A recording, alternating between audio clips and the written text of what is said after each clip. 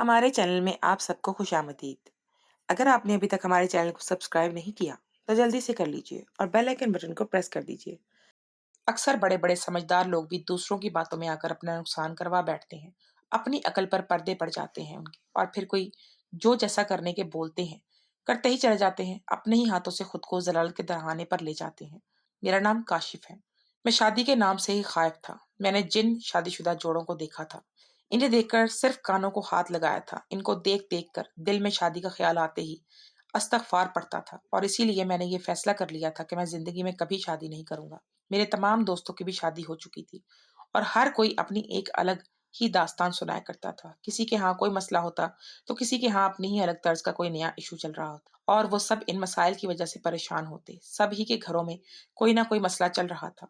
इनको सुन-सुनकर मेरे लिए भी शादी करना मसला बन गया था और इन्हीं मसाइल की वजह से अब हमारा मिलना-जुलना भी बहुत कम हो गया था।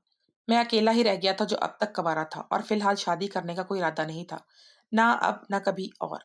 लेकिन फिर मेरी दोस्ती शहाब से हुई और इससे मिलकर मुझे लगा कि हर शादीशुदा ज़िंदगी नाकाम नहीं होती, बल्कि कुछ लोगों की किस्मत शहाब जैसी खूबसूरत भी होती है। कुछ शादीशुदा जोड़े खुश भी रहते हैं। शहाब मेरा नया बिज़नेस पार्टनर था, वो हर वक़्त खुश-बाश नज़र आता। उसकी खुशी उसके चेहरे से झलकती थी। उसका चेहरा फूल की तरह खिला रहता। मैंने उसे कभी भी दुखी नहीं देखा, ना ही कभी उसने घर के किसी मसाइल का ज़िक्र मेरे सामने किया था। मैं भी अच्छा महसूस करता कि शहाब खुशहाल आदमी है और जब मैंने उससे वजह पूछी, तो वो कहने लगा कि मेरी बीवी इतनी अच्छी है कि उसकी वजह से मुझे कभी कोई परेशानी नहीं होती। वो हर मामले को बड़ी समझदारी से सुलझा लेती है, तो मेरे लिए परेशान रहने का सवाल ही नहीं बनता। उसकी बात सुनकर मैं हैरान रह गया, क्योंकि मैंने तो ये मान लिया था कि ये बीवी नाम की चीज़ कभी शौहर को खुश रहने नहीं दे सकती। हर वक़्त इसे किसी न किसी चीज़ से परेशानी दो-चार और मेरा ऐसा सोचना दरअसल मेरी बड़ी भाभी की वजह से था। कोई एक दिन भी ऐसा ना जाता जब उनका भाई से झगड़ा ना होता और वो भी किसी बहुत ही फ़िज़ूल सी बात पर। हर बात पर इतनी भी ना होती जितना झगड़ा बढ़ा-चढ़ा कर किया जाता था। मेरा भाई तो इस रोज़-रोज़ से झगड़े से तंग आया हुआ था। उसकी हालत को देखकर ही मुझे बहुत परेशानी होती कि शादीशुदा ज़िंदगी तो बस बेसुकूनी की जड़ है। मुझे सोचों में गुम देखकर पूछने लगा, "क्या बात है काशिफ़ यार?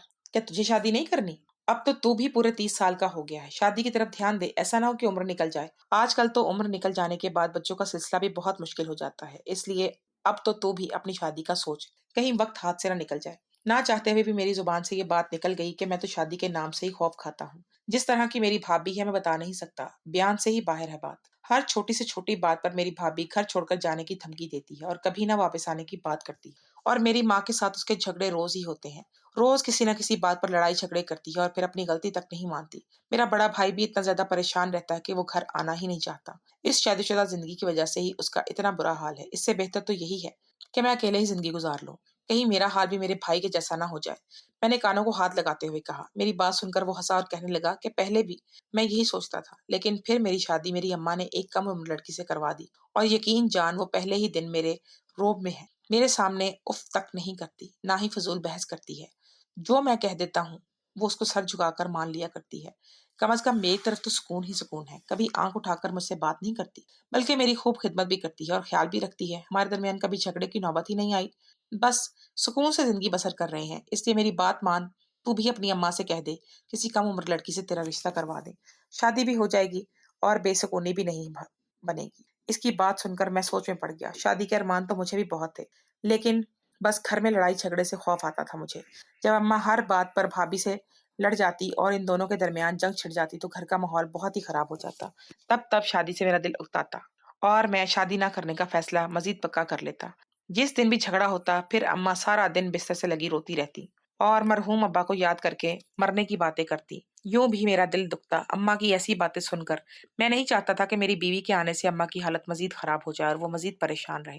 मुझे तो अम्मा की 2 वक़्त की हालत भी देखी नहीं जाती थी।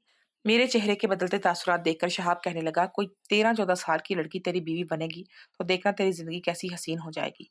जन्नत बन जाएगी तेरी ज़िंदगी।" मेरी बीवी भी 15 साल की है और देख ले, आज मैं कितना खुश हूँ, कितनी सेट है मेरी लाइफ़। उसकी बात मेरे दिल को लगी थी। वाक़ई अगर मैं किसी कम उम्र लड़की से शादी करता, तो उसे डर धमका कर रख सकता था और वो खुद मेरी मोहब्बत देखकर मेरी ताबेदार हो जाती। मेरी माँ के लिए भी परेशानी का बायस न बनती। यही सोचकर शाम को ही मैंने अम्मा से बात की, तो अम्मा ने अजीब नज़रों से मुझे देखा और कहने लगी, "तू पूरे 30 का हो गया है। तुझे कौन अपनी 13-14 साल की बेटी देगा? कुछ तो अकल पर हाथ मार। "तू क्या सारी ज़िंदगी कंवारा ही रहना चाहता है?" भाभी ने ये बात सुनी तो उन्होंने बात का बतंगड़ बना दिया। कहने लगी, "अम्मा, लगता है काशिफ़ का किसी लड़की के साथ चक्कर चल गया है और इसीलिए वो ऐसी बातें बना रहा है। सीधा-सीधा क्यों नहीं कहता कि फलानी के घर रिश्ता ले जाओ, बात ही खत्म भई।" भाभी की बात सुनकर अम्मा कहने लगी, "वही ना काशिफ़, इतनी छोटी लड़की तो मैं तो नहीं ढूँढ सकती। लोगों को तेरी उम्र बताते मुझे शर्म आने लगेगी। अगर तेरी नज़र में कोई है, तो मैं रिश्ता ले जाती हूँ। मुझे कोई ऐतराज़ नहीं है। तू बता, कोई है तेरी नज़र में ऐसी?" अम्मा की बात सुनकर मैं सोच में पड़ गया था। मैंने आज तक कभी किसी लड़की की तरफ नज़र उठाकर नहीं देखा था। मुझे तो शादी में भी दिलचस्पी नहीं थी। अब भी मैं शहाब की बातों में आकर अम्मा से बात करने बैठा था और फिर अगले रोज़ मैंने ये मसला शहाब से डिस्कस किया, तो वो कहने लगा, "अरे काशिफ़, इसमें कौन-सी मुश्किल बात है? मैं लड़की दिखा देता हूँ। तू आज शाम ही मेरे घर आ जा। अगर पसंद आ जाए तो अपनी अम्मा को भी भेज देना और रिश्ता पक्का कर लेना।" उसकी बात सुनकर मैं चौंक पड़ा और पूछा कि कौन है लड़की? यकीनन वो कोई उसकी जानने वाली ही थी, जो मुझे अपने घर बुला रहा था। वो हँसकर कहने लगा, "मेरी बीवी की छोटी बहन है। 14 साल की हुई है, बहुत ही खूबसूरत है। मेरी बीवी की तरह ही फरमाबरदार भी। एक नज़र देख ले, तेरी बात वहाँ बनती है तो ठीक है। अगर तुझे समझ आ जाए तो फिर मैं तेरा रिश्ता खुद करवाऊँगा। हम दोनों की बीवियाँ बहनें होंगी तो हमारा कारोबारी ताल्लुक भी मज़बूत हो जाएगा।" उसकी बात सुनकर मैं राज़ी हो गया। अगर अच्छी बीवी मिल जाती तो मुझे शादी करने में कोई एतराज़ नहीं था। मैं तो बस अपनी भाभी के रवैयों से तंग था, जिनके रवैये दिन-रात घर पे बेसुकूनी की फ़िज़ा कायम करे रखते थे।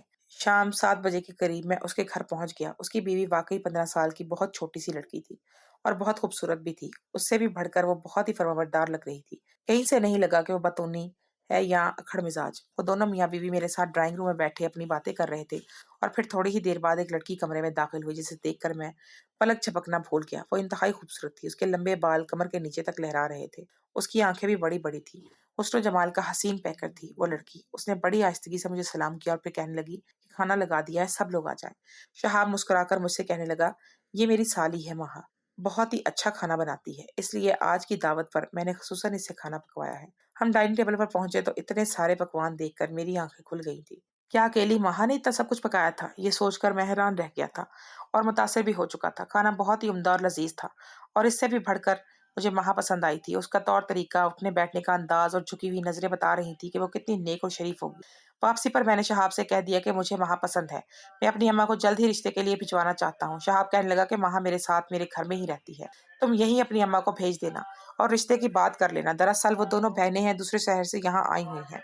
शहाब तो शादी करके अपनी बीवी को लाया था, लेकिन महा पढ़ाई के लिए यहाँ आई थी और शहाब के कहने पर उसकी अम्मा उसकी मुझसे शादी करने को भी तैयार थी। यानी इस रिश्ते में कोई आड़ नहीं थी। मेरी अम्मा भी राज़ी हो जाना था मेरी पसंद पे। अगले दिन ही मैंने अपनी माँ को महा के बारे में सब कुछ बता दिया और रिश्ता ले जाने को कहा। अम्मा को एतराज़ कोई नहीं था, क्योंकि अल्लाह-अल्लाह करके ही तो मैं शादी के लिए राज़ी हुआ था। अम्मा खुद ही रिश्ता लेकर गईं, इन्हें भी महा बहुत पसंद आई और मेरा रिश्ता पक्का हो गया। मेरे पास पैसे की कोई कमी नहीं थी और ना ही शहाब के पास।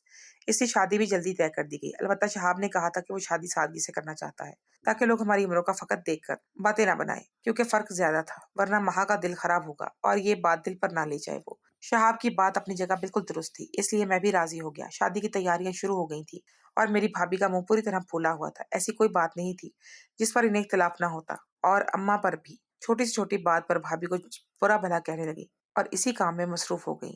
दोनों की लड़ाई ही ऐसे चलती रहती थी। मैं यही सोच रहा था कि मैंने शहाब की बात पर छोटी उम्र की लड़की से शादी करने का दुरुस्त फैसला किया है। कम से कम इसका झगड़ा अम्मा के साथ तो बिल्कुल भी नहीं होगा और अपनी कम उम्र की वजह से ही अम्मा का लिहाज भी कर जाएगी। यूँ अम्मा को एक तरफ से तो सुकून हो जाएगा और फिर महीने बाद ही मेरी और महा की सादगी से शादी हो गई। मैं बहुत खुश था कि शहाब जैसे दोस्त की वजह से मुझे महा जैसी कम उम्र और खूबसूरत बीवी मिल गई थी और मुझे यकीन था कि मैं इसे काबू में रख सकता हूँ। वो भाभी की तरह जुबान दराजी नहीं करेगी और ना ही हमारे झगड़े हुआ करेंगे। यूँ मुझे कोई परेशानी भी नहीं उठानी पड़ेगी। मेरे दोस्तों को भी मेरी शादी का पता चला तो वो सब भी बहुत खुश हुए कि बिलाखिर मेरे सर पर भी सेहरा सज गया है। अलबत्ता एक बात बहुत अजीब थी, जो ना सिर्फ मैंने महसूस की बल्कि मेरी भाभी, भाई और अम्मा ने भी ये बात कही कि महा के घर वाले शादी में शरीक क्यों नहीं हुए हैं। सिर्फ एक बहन और बहनोई ने ही उसकी शादी क्यों थमा निपटा दी। इसके घर वाले अगर दूसरे शहर में भी रहते हैं तो बेटे की शादी में शरीक तो होना चाहिए था ना। उसकी तो माँ तक नहीं आई थी, पता नहीं क्या वजह थी। यही बात जब मैंने शहाब से पूछी तो वह कहने लगा कि इन लोगों को शादी में आना था, मगर अचानक ही महा की अम्मा की तबीयत खराब हो गई और फिर उनका आना कैंसल हो गया। हम लोगों ने ये बात महा को नहीं बताई कि फिर वो परेशान ना हो जाए। तुम भी उसके सामने जिक्र ना करना। इसे यही पता है कि टिकट नहीं मिल सके, इसलिए उसके घर वाले नहीं आए। पता चल गया तो सच तो मसला बन जाएगा। मुझे शहाब की हर बात पर अंधा एतबार था, इसलिए मैं यही बात अपने घरवालों को बताकर उन्हें भी मुतमईन कर चुका था। शादी की रात मैं बहुत अरमान दिल में लिए अपने कमरे में दाखिल हुआ। मैंने अपने जज़्बातों को बहुत अरसे से बड़ी खामोशी से अपने दिल में दफ़न कर रखा था। आज वो रात आ गई थी जब मैं अपनी ख्वाहिशों को पूरा कर सकता था। वहाँ मेरे सामने ही बिस्तर पर बैठी थी, कम उम्र में दुल्हन बनकर वो क़यामत ढा रही थी। उसका सजा-सवरा रूप बहुत हसीन लग रहा था। मैंने बहुत उसे कीमती तोहफ़ा दिया और जैसे ही उसे छूने के लिए हाथ बढ़ाया तो वो फ़ौरन घबराकर पीछे हुई और कहने लगी, "काशिफ़, मैं कुछ वक़्त चाहती हूँ।" मैं ज़हनी तौर पर इस ताल्लुक के लिए तैयार नहीं हूँ अभी। सर झुकाए वो बहुत अदब से मुझसे बात कर रही थी, लेकिन उसकी बात मुझे बिल्कुल पसंद नहीं आई थी। शादी की पहली रात ही वो मुझसे कुछ दिन के लिए दूरी चाहती थी, लेकिन उसकी बात काफ़ी हद तक ठीक भी थी, कि उम्र में बहुत छोटी थी। इसीलिए मैंने कहा कि ठीक है, तुम कुछ दिन मेरे साथ गुज़ार लो, तो खुद ब खुद ही ताल्लुक को कबूल कर लोगी। मेरी बात सुनकर वो खुशी हो गई और शुक्रिया अदा करती अपना रूसी जोड़ा तब्दील करने को चली गई। मैंने भी ये सोच लिया, अपने दिल को मार लिया कि सब बस कुछ दिन की तो बात है। वैसे भी अब वो मेरी बीवी है, मेरा हक है उस पर। थोड़ी ही देर में वो गहरी नींद में सो गई और मैं कमरे में यहाँ से वहाँ टहलने लगा। मुझे बहुत बेचैनी-सी महसूस हो रही थी और फिर अचानक मेरी नज़र साइड टेबल पर रखे महा के फ़ोन पर पड़ी, जिसकी स्क्रीन रोशन थी। यकीनन कोई मैसेज आया था। इतनी रात के महा को कौन मैसेज कर सकता था? शायद इसकी बहन उसकी खैरियत पूछना चाहती होगी या फिर उसके घर वाले किसी का मैसेज होगा। इतनी कम उम्र में उसकी शादी हुई थी, मगर घर वालों का फ़िक्रमंद होना तो बनता था। वैसे भी रुखसती के वक़्त वो हद से ज़्यादा रोई थी। यही सोचकर मैंने उसका फ़ोन उठा लिया। मैं जवाब देता ताकि लोग परेशान ना हों। लेकिन स्क्रीन को खोलते ही मेरे 14 तबक रोशन हो गए थे। मुझे अपनी आँखों पर यकीन नहीं आ रहा था। ये सब क्या मकसद था इसका? मैं हक्का-बक्का रह गया था। पहले तो बेयकीनी से बार-बार मोबाइल को देखा और फिर कुछ सोचकर मोबाइल रख दिया। मैंने मोबाइल बंद करके वापस साइड टेबल पर रख दिया था, लेकिन मेरी आँखें पूरी तरह खुल चुकी थी। अब मैं एक अजीब कशमकश की कैफ़ियत में चला गया था। मैं साथ अपना बड़ा धोखा कैसे करवा सकता था?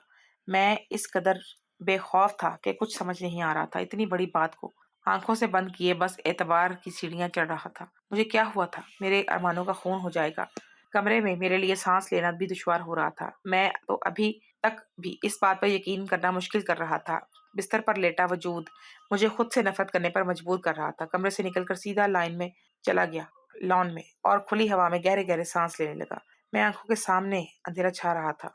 जब ये बात मेरे घरवालों को पता चलती तो कैसा कहर टूटता, कितना बदज़न होते वो। मुझे समझ ही नहीं आ रहा था कि अब क्या करना है। मैं तो जैसे 14 साल की जिसको समझकर सीधी-सादी मासूम-सी लड़की समझ रहा था, वो पूरी औरत निकली थी। मुझे बैठे कुछ ही देर गुज़री थी कि मेरा बड़ा भाई मेरे पास चला आया। कहने लगा, "काशिफ़, शादी की रात यहाँ इस तरह क्यों बैठे हो? तुम्हारी बीवी जाओ ना, अंदर इंतज़ार कर रही होगी तुम्हारा। वैसे ही वो कम उम्र बच्ची है, तुम्हारी बेरुखी और बेतुजीही उसे कमला कर रख देगी। जितना उसका ख़्याल रखोगे, वो उतनी ही तुमसे मोहब्बत करेगी। समझ गए ना? ऐसे ही तो रिश्ते आगे बढ़ते हैं मोहब्बत से, बेतुजीही से नहीं। पहली ही रात तुम्हारा ऐसा रवैया ठीक नहीं है।" मैंने अजीब-सी नज़रों से भाई को देखा और कहा कि भाई, सारी औरतें एक जैसी होती हैं, चाहे वो कम उम्र हो या बड़ी उम्र की, सबकी सब बहुत मक्कार ही होती हैं। चालाकी तो होती है, कोई भी मासूम नहीं होती, क्योंकि सब औरतें तो एक जैसी नहीं हो सकती ना, घर बनाने या सँवारने वाली नहीं। मैं इनके इस फैसले पर खुलकर ताज्जुब का इज़हार कर रहा था। मेरी बात सुनकर भाई ने चौंक कर देखा और कहने लगे, "अगर तुम ये अपनी भाभी की वज़ह से कह रहे हो तो ऐसी कोई बात नहीं है। वो लड़ाई-झगड़ा ज़रूर करती है, लेकिन दिल की साफ़ है और इस लड़ाई-झगड़े में भी उसका कोई कसूर नहीं होता। इस भड़काने वाले बहुत लोग हैं और वो जब भी अपने मैके जाकर आती है, कुछ सीख कर आती है, बेबस। इसलिए मैं इसे मैके जाने से ज़्यादा इजाज़त इसीलिए दिए रखता हूँ। हर बार जब वो मैके गई होती है, लौटती है, तो इस किस्म के झगड़े मुझसे करती है, अरमान से करती है। तुमसे बुरा-भला कह देती है, लेकिन रिश्तों में बर्दाश्त का मादा होना चाहिए मेरे भाई। और तुम्हारी बीवी का तो मैका ही नहीं है, तुम्हें ये परेशानी नहीं होगी, तो फिर झगड़े या कोई बदमज़गी की होगी नहीं। तुम क्यों परेशान हो रहे हो?" भाई की बात सुनकर मैं चौंक उठा था। वाक़ई जो वो कह रहे थे वो बिल्कुल सच था। एक नई नवेली शादीशुदा औरत को हरगिज़ भी नहीं मालूम होता कि इसे लेने आने वाली ज़िंदगी में क्या करना है, किस तरह रहना है। ये सब तो उसे उसकी सहेलियाँ, उसकी बहनें या फिर उसकी माँ बताती है। और अगर यही लोग गलत हों, तो वो औरत भी गलत रास्ते पर ही चलती है और चुन लेती है उसे। जो जैसा कोई कह देता है, उसी के पीछे लग जाती है। क्योंकि इंसान की फितरत में है, खुद से ज़्यादा दूसरों पर भरोसा करता है। भाई की बात समझ आते ही सीधा उठकर मैं अपने कमरे में चला आया था। वहाँ उठकर बैठी हुई थी, कुछ परेशान सी लग रही थी। मुझे देखकर कहने लगी, "आप कहाँ चले गए थे?" मैं डर गई थी। मैं इसके पास बैठ गया और इससे कहा कि हम दोनों 15 दिन के लिए घूमने जा रहे हैं। मैं वहीं पर ट्रिप प्लान करने के लिए निकला था। मेरी बात सुनकर वो घबरा गई और कहने लगी, "हम कहाँ जाएँगे?" मैंने उसके कंधे पर हाथ रखा और उससे कहा कि यकीन रखो मुझ पर, मैं तुम्हारा शौहर हूँ, तुम्हें मोहब्बत बहुत खूबसूरत मकामात पर लेकर जाऊँगा। हम घूमने जाएँगे। वो खामोशी से दोबारा सो गई थी। अगले दिन उसने अपनी बहन को फ़ोन करके ये बात बताई तो कुछ ही देर बाद मेरे पास शहाब का फ़ोन आ गया। कहने लगा, "बहुत छोटी बच्ची है, इसे लेकर कहीं दूर ना जाना। वो अपना ख़्याल नहीं रख सकती, कुछ वक़्त बाद ले जाना।" उसकी बात पर मैं सख्ती से कहा कि मैं इसका और अपना ख़्याल रख सकता हूँ, वो इतनी भी छोटी नहीं है। जब ही तो तुमने उससे शादी की है, अब तुम उसकी तरफ से परेशान ना हो। मेरे सख्त लहजे पर शहाब का मुँह बन गया था। मैं बहुत खामोशी से अपनी चाल चल रहा था। अगले ही दिन मैं महा को लेकर शुमाली इलाका की जानिब चल पड़ा और आने वाले 15 दिन मैंने उसके साथ बहुत ही मोहब्बत और खूबसूरती से गुज़ारे। हर पल उसे अपने साथ होने का एहसास दिया और अपनी मोहब्बत से उसका दिल जीतने की कोशिश की। मुझे यकीन दिलाया कि मैं सारी ज़िंदगी उसका बहुत ख़्याल रखूँगा। और फिर हमारी वापसी के आखिरी दिन उसने मुझे वो सच बताया जो मैं उसके मुँह से सुनना चाहता था। मेरी मोहब्बत ने उसे मेरा बना दिया था। इसीलिए उसने खुद इस बात पर एतराफ़ कर लिया था। वो सर झुकाए मेरे सामने बैठी थी और कह रही थी, "काशिफ़, मैं आपसे अब कुछ भी छुपाना नहीं चाहती। मैं जान गई हूँ कि आप मुझसे बहुत मोहब्बत करने लगे हैं। इसीलिए मैं भी ज़िंदगी भर के लिए आपका साथ चाहती हूँ। सच तो ये है कि मेरी और आपकी शादी एक सोची-समझी मनसूबाबंदी थी।" वो रोते हुए कहने लगी कि हमारा ताल्लुक एक बहुत ही गरीब घराने से है। जैसे कि हम 2 बहनें थीं और हमारा एक भाई था, लेकिन उसका होना ना होना हमारे बराबर। वो अपनी बीवी का गुलाम था और अब्बा के इंतकाल के बाद अम्मा बड़ी मुश्किल से गुज़ारा कर रही थी कि जब ही शहाब भाई एक रोज़ हमारे घर आए। वो हमारे बहुत से दूर के जानने वाले थे और उन्होंने खुद अम्मा से मेरी बड़ी बहन का रिश्ता माँग लिया। शहाब भाई बहुत पैसे वाले थे। अम्मा ने हमारे मुश्किल हालात का सोचकर ये कह दिया कि आपकी शादी क्योंकि अम्मा को मुस्तकबिल की फ़िक्र थी, तो उन्होंने सोचकर इनकार ना किया और आपी की शादी शहाब भाई से करवा दी थी। आपी की रुखसती के वक़्त शहाब भाई अम्मा से कहने लगे कि महा को भी हमारे साथ ही भेज दें। मैं इसे वहाँ अच्छी तालीम दिलवा दूँगा। अम्मा को भला के एतराज़ क्या हो सकता था? इस तरह मैं भी अपनी ही बहन के साथ दूसरे शहर चली गई और यहाँ आने से पहले ही शहाब भाई की नीयत और उसके इरादों का इल्म हुआ। उन्होंने आपी से शादी अपनी पसंद या मोहब्बत से नहीं की थी, बल्कि वो मेरी आपी की कम उम्री का फ़ायदा उठाना चाहते थे। वो मेरी उम्र को अपने कारोबार के लिए इस्तेमाल करते और इन्हें किसी शोबीज़ की तरह अपने बिज़नेस पार्टनर्स के आगे पेश करके खूब पैसा बनाते। पैसे का अंधा लालच है इन्हें। कुछ ऐसा ही सलूक वो मेरे साथ भी करने लगे थे।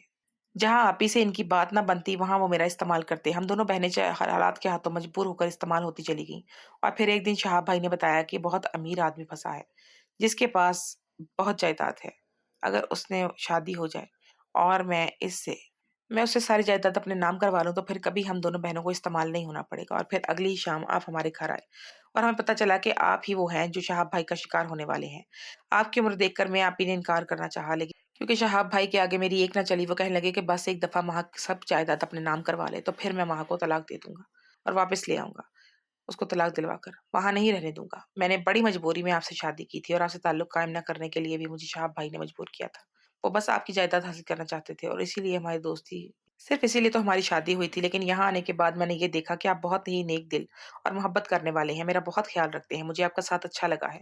मैं वापस शहाब भाई जैसे आदमी के घर जाना नहीं चाहती, इसीलिए मैंने आपको सारा सब बता दिया है। मुझे यकीन है आप मुझे नहीं छोड़ेंगे, मैं आपके साथ ही रहना चाहती हूँ। वहाँ की बात सुनकर मैं मुस्कुरा दिया था क्योंकि शादी की रात उसके मोबाइल पर आने वाला मैसेज शहाब ने खुद पढ़ा था और उसमें साफ-साफ लिखा था, अपने शौहर से दूर रहो, जल्द से जल्द जायदाद अपने नाम करवाने की बात करना। इसी रात मैं जान गया था कि क्या खेल खेला जा रहा है। लेकिन मैं ये समझ रहा था कि मेरी बीवी भी इस सब में शरीक है। मैं नहीं जानता था कि वो बेचारी शहाब के हाथों खिलौना बनी हुई है।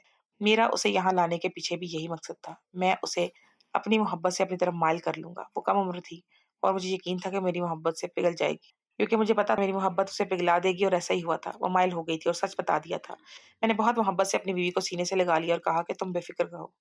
मैं तुम्हें ज़िंदगी भर भी नहीं छोड़ूँगा। क्योंकि तुम मेरी ज़िम्मेदारी हो और मेरी इज़्ज़त हो। मैं इन मर्दों में से नहीं जो घर की इज़्ज़त को चंद टकों के लिए दूसरों के आगे पेश कर देते हैं। मेरी बात सुनकर माँ का चेहरा खिल उठा, तो मैं वाक़ई बहुत मासूम और बेबस बस मैं ही उसे पूरी बात समझा नहीं पाया था। इससे पहले कि शहाब ने बहुत ही ज़्यादा बड़ा बना दिया था। हर वक़्त वो सोचों में गुम रहती थी, लेकिन मेरा साथ पाने के बाद ही वो बहुत खुश और मुतमईन हो गई थी। हम दोनों जब वापस लौटे, तो शहाब बिन पानी की मछली की तरह तड़प रहा था। मैंने उसे 15 दिनों में वहाँ को एक दफ़ा भी अपनी बहन और बहनोई से बात करने नहीं दी थी, इसीलिए वो दोनों हमारे घर में बैठे थे। हमें देखते ही बुरी तरह गुस्सा होने लगे कि ये क्या तरीका है? शादी के अगले दिन इतनी कम उम्र बच्ची को लेकर तुम इतनी दूर चले गए और एक दफ़ा फ़ोन भी नहीं किया। मुझे पता था कि वो ऐसा ही करेगा और कहेगा कि मुझे बताया तक नहीं, खैर खैरियत ही बता देते तुम। यहाँ परेशान हो रहे थे हम। मैंने बहुत सर्द लहजे में वहाँ की बहन और उसके शौहर से कहा कि हमारे ज़ाती मामलात में दखल-अंदाज़ी ना करे। माँ को जब फ़ोन करना होगा, वो खुद कर लेगी। आप लोग अब माँ को लेकर अस्पताल नहीं जाएँगे। वो मेरी बीवी, मेरी ज़िम्मेदारी है, आप लोग आए हैं तो खाना खाकर जाइएगा। ये कहकर मैं वहाँ को लेकर कमरे में चला गया। साहब अच्छी तरह समझ गया था कि इसका खेल इस पर उल्टा पड़ गया है। अलबत्ता मैंने वहाँ की बहन के चेहरे पर एक सुकून-सा देखा। मैं जान गया था कि वो भी अपनी बहन की तरह मुतमिन हो गई। मैंने साथ जारी रखे, वो मेरी बहुत शुक्रगुज़ार थी कि मैंने माँ की ज़िंदगी बर्बाद होने से बचा ली। आज हमारी शादी को 1 साल होने वाला है। मैं और माँ एक-दूसरे के साथ बहुत खुश हैं। हमारे दरमियान छोटे-मोटे झगड़े होते हैं क्योंकि यही मियाँ-बीवी के रिश्ते की खूबसूरती होती है, लेकिन ना ही कभी मैंने और ना ही कभी माँ ने झगड़ों को तोल दिया है और ना ही इन्हें बुनियाद बनाकर हम एक-दूसरे से दूर हुए। अक्सर लोग घर टूटने के पीछे असल वजह औरत को या मर्द को नहीं बल्कि अक्सर घर टूटने के असल पीछे वजह औरत या मर्द नहीं बल्कि वो लोग होते हैं जो औरत और मर्द के कान भरते हैं, इन्हें भड़काते हैं और एक-दूसरे से दूर करते हैं। सबको चाहिए कि अपनी इस दवाजी ज़िंदगी को बचाने के लिए भरपूर कोशिश करें, अपने दिमाग से काम लें और ऐसे लोगों से दूर रहें जो हसद करते हैं और रिश्तों को तोड़ने के लिए कई तो चुगलियों और बुराइयों का सहारा लेते हैं। क्या ख़्याल है आप लोगों का हमारे रिश्ते माशरे में कोई मर्द ज़िम्मेदारी लेता ही नहीं। जो काम कर रहे होते हैं वो अपना काम करके निकल जाते हैं। बताइएगा ज़रूर। अपनी कीमती राय से ज़रूर आगाह कीजिए।